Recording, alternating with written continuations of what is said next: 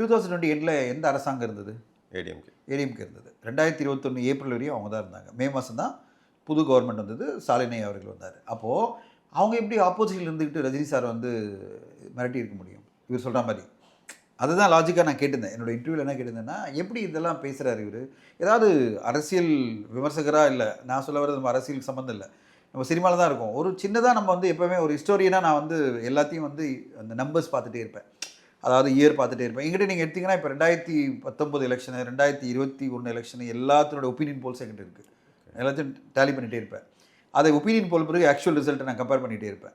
எதுக்குன்னா எனக்கு நாலேஜுக்கு தான், டேட்டா எனக்கு இருக்கணும். என் லேப்டாப்பில் ஓப்பன் பண்ணிங்கன்னா எல்லாமே இருக்கும். 19 எலெக்ஷனு, 24 எலெக்ஷனு, இப்போ 29 எலெக்ஷன், 21 எலெக்ஷன் எல்லாமே நம்மகிட்ட இருக்குது. அப்போது நீ இந்த டேட்டாவோட பார்க்காம இந்த வாய்க்கு வந்து போய் பேசக்கூடாதுல்ல. இப்போ நீ என்ன பேசியிருக்கணும் அந்த நேரத்தில்? இப்போது ஆனானப்பட்ட ரஜினி சாரே வரணும் ட்ரை பண்ணார், இந்த அரசியல் வர முடியல, ஆனால் விஜய் சார் வந்தார். அப்படி சொன்னால் கூட வர முடியலன்றதுக்கு நீ காரணமாக அழுத்தமெல்லாம் சொல்லக்கூடாது. அந்த நேரத்தில் அவரால் வர முடியல, ஆனால் நான் வந்து இந்த ரிஸ்க் எடுத்திருக்காரு அப்படின்னாலும் ஓகே, ஓரளவு வந்து நான் அக்செப்ட் பண்ணிக்கலாம். ஏன்னா அது ஃபேக்ட். நீங்கள் சொல்கிறது அவர் வரணும்னு நினச்சாரு, வர முடியலன்னு சொல்லலாம்.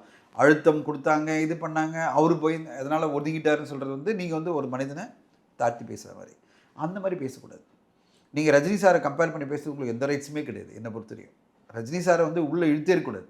என்னோடய பர்சனல் வியூ என்னென்னா, நீங்கள் ஒரு விஷயத்தை பாசிட்டிவாக சொல்லணும்னு நினைக்கும் போது அதை மட்டும் பேசுங்க, இன்னொரு மனிதரை பற்றி பேசாதீங்க. இப்போ அதுதான் சொல்ல வந்தேன். அஜித் சாரை பற்றியோ இல்லை ரஜினி சாரை பற்றி பேசும்போது என்ன ஆகுதுன்னா, அந்த ஃபேன்ஸ் எல்லாமே கொதிக்க ஆரம்பிக்கிறாங்க, நீங்கள் வந்து தேவையில்லாமல் வாய் விடுறீங்க அப்படின்னு சொல்லிட்டு. ஸோ இதெல்லாம் தவிர்த்துட்டு இவங்க ஆரோக்கியமான என்ன மாதிரி அரசியல் நம்ம கொண்டு வர போகிறன்றதை முன்னிறுத்தினாங்கன்னா மக்கள் ஓரளவு இவங்களை என்ன சொல்கிறது அக்செப்ட் பண்ணிக்கிறதுக்கான வாய்ப்பு இருக்குது. நீங்கள் இப்படி இருக்கிற எல்லாருமே நெகட்டிவாக பேசியிருந்தீங்கன்னு வச்சிங்களேன், கண்டிப்பாக உங்களுக்கு எதிர்வினை தான் ஆட்டிகிட்டே இருப்பாங்க. அதான் நடந்துகிட்ருக்கு இப்போ.